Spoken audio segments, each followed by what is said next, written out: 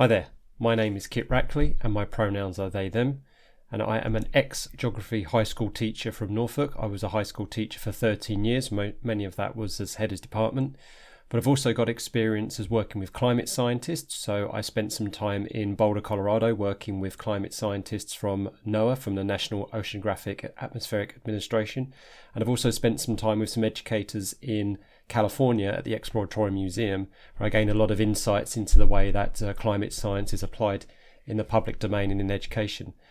And one of the things that I'm very, very, very keen on and passionate about is the safeguarding of our students.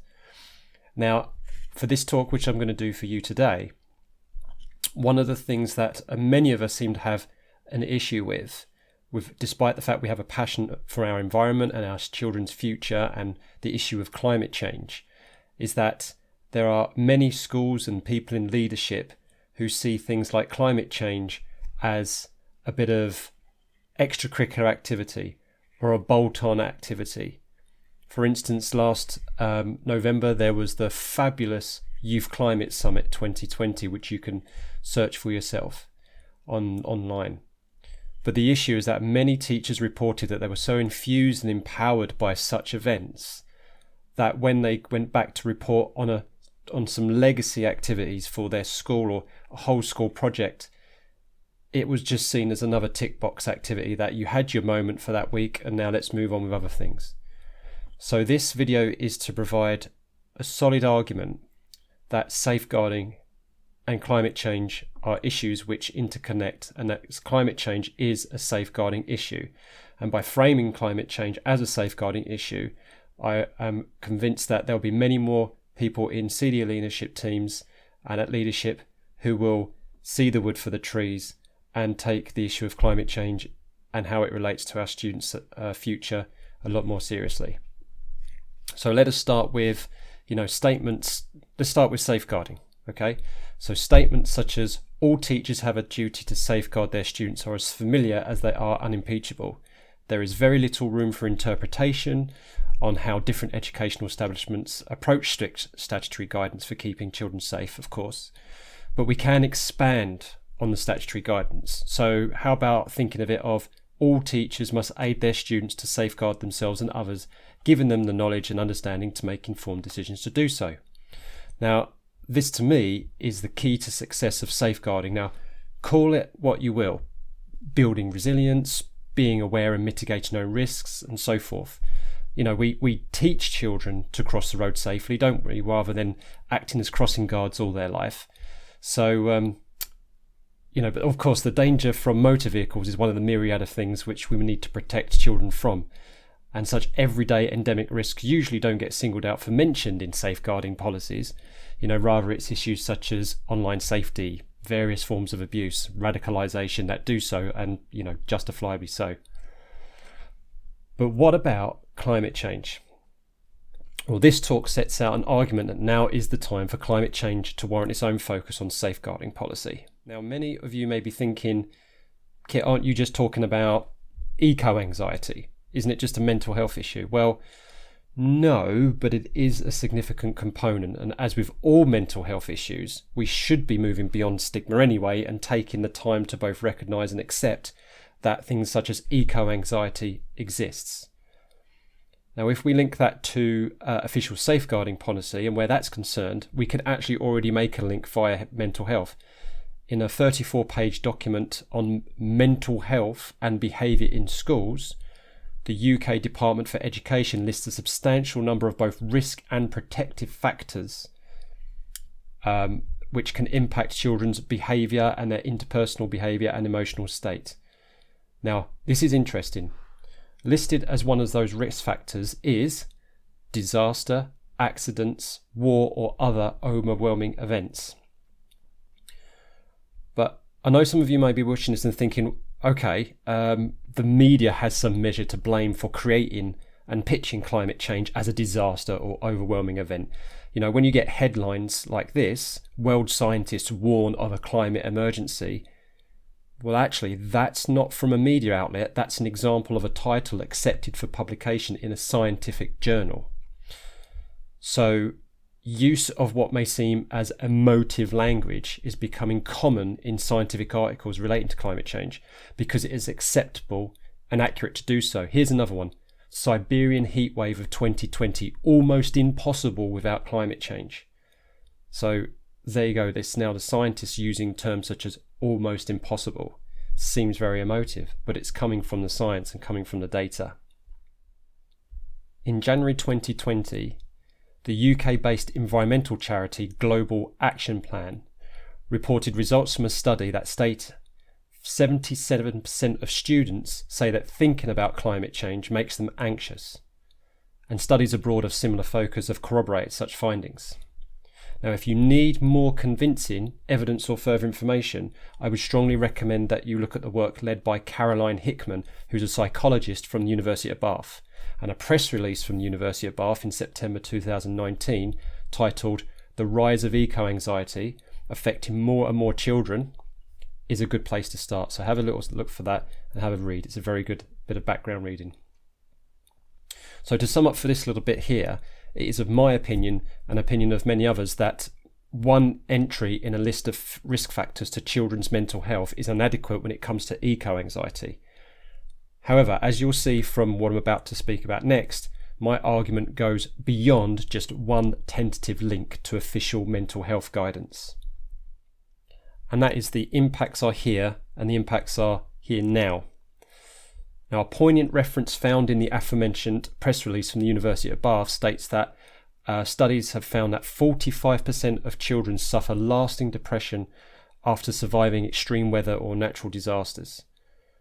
And such events can be linked to climate change, and they are on the increase, because the science of climate change attribution has become increasingly robust in the past few years. The Climate Signals website is a very, very good example and very much worth a visit. It allows you to explore what climate change looks like on the ground, in your region, state, neighbourhood, and specifies the long-term climate trends and physical processes at work. That's their blurb from their website. Now, while most events mapped on the Climate Signals website are from the USA, there are more coming from the UK being mapped on there and from Europe. So, for example, Storm Desmond in there, which caused intense flooding in 2015, and the 2019 summer heat waves are two such examples that you can find on there. Now, for Storm Desmond, the Climate Signals website points to a study which found that the likelihood of storms with the intensity of Desmond had increased 25% due to climate change. And for the latter, for the heat wave, it cites a study which found that climate change made the record June 2019 heat wave in France up to 100 times more likely and 4 degrees hotter. Let me show you this figure here, which is a tree of climate signals which illustrate the factors that link the 2019 European heatwave to climate change. Now, what's very, very useful about the Climate Signals website is that it does very, very clearly illustrate how these things are linked together. And it kind of is a very, very good visual map, so to speak, of the science of climate attribution. And you can go to the Climate Signals website and you can explore each of these links, and you can, if you are so inclined, you could then investigate all of the peer-reviewed studies and the scientific work that's gone on to formulate these links. So if we take this tree in particular, you've got greenhouse gas emissions on the left-hand side, leading all the way to the European heatwave weather event on the right-hand side there, but you can see all the interlinking elements in between them. But what brings these findings home, especially where the children in our care are concerned, is that events which can be attributed to climate change are having a direct impact. No longer are they such things from distant shores. Now, for last year's GA conference, their e-conference in April 2020, I led a session that focused on the use of GIS to teach climate change. But for context and to establish the importance of teaching climate change issues across different phases and topics, I asked the participants to consider whether they think climate change should be considered a safeguarding issue. And there was one response from a teacher in particular that was very striking. And they said, "Flooding in Sheffield affected my students massively. Many of our students live in uninsured homes at massive risk of homelessness." the analysis that came out, preliminary analysis that came out from the UK Centre for Ecology and Hydrology suggested that the floods of November 2019, which included the River Don in Sheffield, are at least consistent with what we may expect in a warming world. Now, the probability, therefore, that each of us will teach students who are directly impacted by events attributable to climate change is increasing, whether it's loss of a stable home due to flooding, or bereavement as an elderly or vulnerable relative succumbs to excessive heat, or indeed the mental health impacts that we've mentioned before. So what might a safeguarding policy that includes climate change look like?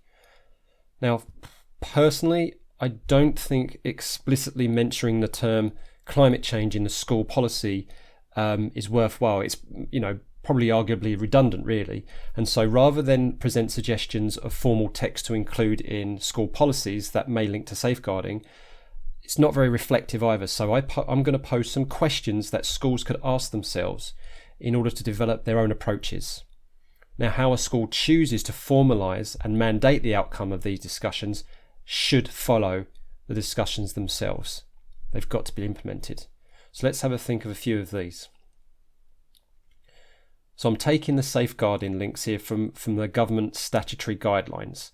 So if we first have a think about providing a safe environment in which children can learn, what school and college staff should look out for, so early help, questions you could ask such as this. What messages of positivity or empowerment, for example, successful efforts to mitigate and adapt climate change, are being communicated? Are there students who have directly been impacted by climate change? Are there children who are at greater risk to mental health issues, for example, anxiety, or their risk factors? Now, contextual safeguarding, so that's the wider environmental factors that are present in a child's life that could impact on their well-being. So things like, is the school catchment area situated in an area that's at risk or increasingly at risk of events attributed to climate change? To what extent are the children themselves aware of risks and how to find out about them? What pedagogies are used and topics taught to allow children and their families to mitigate risks themselves? Now, online safety, that's a big one right now, isn't it? So things like, how can climate change be used as a topic to explore fake news and sensible use of social media? Are children aware and can use authoritative and reliable online sources to learn about the issue? So, for example, the Met Office or the IPCC. Okay, it's a safeguarding issue, and our job is to keep children safe as well, isn't it? So how do we keep children safe from climate change? Well, we can't control whether children in our care live in a flood risk zone or have loved ones who are vulnerable to extreme temperatures or infectious diseases, that could be exacerbated by climate change. So perhaps it's in contextual safeguarding previously mentioned and supporting children at risk of mental health and supporting children who are at risk of mental health issues such as eco-anxiety. These are probably the two areas in which the issue of climate change lies most prominently. Now, teachers of geography, such as I was, are exceptionally well placed in this respect, and it is in that subject perhaps that we can place climate change in many contexts through delivery of content and through the development of skills such as critical thinking. So maybe employing the geography specialist at the school, can help to explore many, if not all, of those questions that I posed. But of course, it should be a whole school intersectional approach. But the geography department and science department most certainly can have a big contribution to play there. So to bring this talk full circle, I'm going to return to eco-anxiety. So how can we promote and support healthier mindsets in children and soften the risk factor of climate change as an overwhelming event? Well, Clover Hogan, who is founder and executive director of Force of Nature, which is a non-profit that works to empower young people to climate agency, started at a young age in climate activism. And at the Big Climate Teach-In, which was an online streaming event co-hosted by Paul Turner last July, Clover told that at 16, while attempting to lobby corporate leaders, she experienced an overwhelming feeling of powerlessness and a threat which she feels is greater than the climate crisis itself. In fact, it wasn't until a few years later that, working with the aforementioned Caroline Hickman, that Clover came to a realisation that feelings of anxiety over climate change and destruction of the environment are natural human responses. So helping children to understand and own those feelings is an important first step in moving from helplessness to agency. Now, helping children to come to terms, accept and manage their anxiety may be the role for the member of school staff with the appropriate training. But, however, since we all have a duty of safeguarding, and when it comes to the issue of climate change, providing a safe environment, the context, curricula and extracurricular activities that focuses on success, empowerment and change are things we can all do. In fact, I'm going to finish this talk by demonstrating that for you right now. So what I'm about to show you for the last 5 minutes is a poem that I wrote for the Youth Climate Summit in 2020. But I didn't construct this by myself. I put it together using the stories of young people themselves, of how they've been empowered and the success stories that they have had to feel that they are addressing the climate change issue, addressing climate agency. So yes, they're still anxious. Yes, they're still worried about the future, but they now have agency and empowerment to move things in the right direction and to feel a little bit more positive about things. So if you enjoy the poem, and I hope you do, I'll make sure that there's some links available where you can explore the components of the poem, which takes you to the case studies of all the young people's contributions to the poem, and you can see how they went about to in their own climate change mitigation methods. So hope you enjoy, and thank you very much for listening.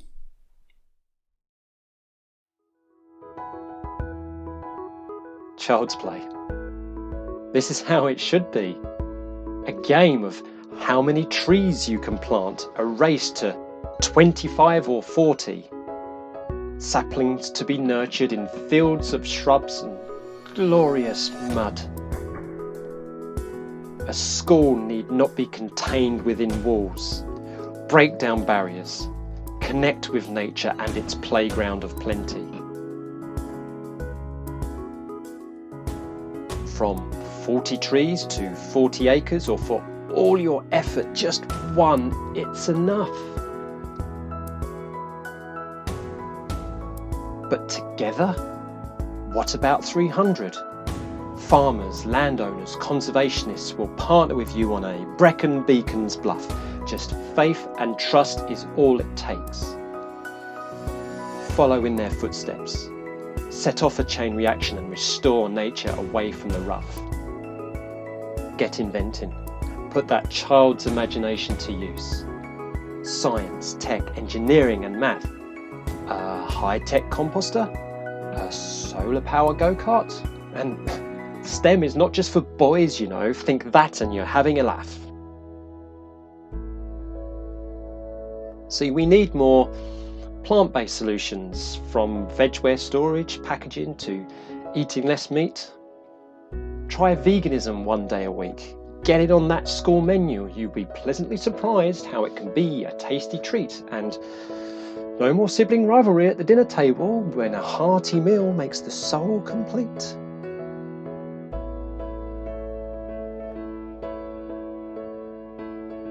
Dear young people, you are the soul of the community, and so become the centre of it too. Lead. Join, run an event, pick up litter, clean that river, set that example where elders may have failed you. Create news and spread the word so others can follow what you do. You are Greta. You are Maya Rose. You are Scarlett. You are Theo, Ella, Hannah, Max, Lena. Be proud. Be fierce. Hold our generations to account. It's your time we are running foul. And from those in power pulling the strings of privilege, demand change and ask, why not now? Why not now? Why not now? Why not now? We can do this. Let's get started. Why not now?